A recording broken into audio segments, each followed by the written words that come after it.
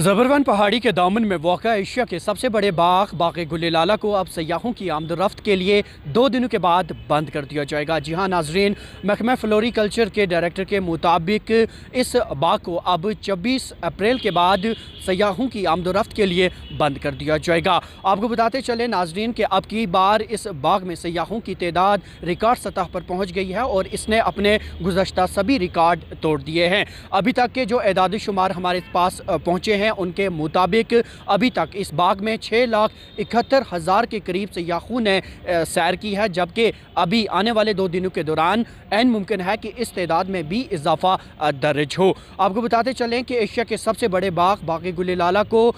26 मार्च को सयाहों की आमद-ओ-रफ्त के लिए खुला छोड़ दिया गया था और तब से ही लगातार सयाहों का भारी रश इस बाग में देखा जा रहा था। आपको ये भी बताते चले नाज़रीन मोहतरम कि अब की बार इस बाग में 1.7 मिलियन ट्यूलिप बल्ब्स लगाए गए थे और अब की बार 2 नई अक़साम के ट्यूलिप्स भी मुतारिफ़ किए गए थे। आपको ये भी बताते चले नाज़रीन के अब की बार इस बाग में आने वाले सयाहों में ज़्यादातर तादाद बैरूनी सयाहों की है, जबकि फॉरेनर्स की तादाद में भी अब की बार इजाफा दर्ज हुआ है। दस्तयाब एदाद शुमार के मुताबिक 27,810 ऐसे विजिटर्स थे जो लोकल्स थे जिन्होंने इस बाग की सैर की है, जबकि 3,91,918 डोमेस्टिक टूरिस्ट थे जिन्होंने इस बाग की सैर की और 2,198 फॉरेनर्स थे जो अब की बार इस बाग का मुशाहिदा करने के लिए यहाँ पर आए। आपको ये भी बताते चले नाजरीन कि इस बाग में ईद के रोज़ सबसे ज़्यादा रश देखने को मिला, जिसमें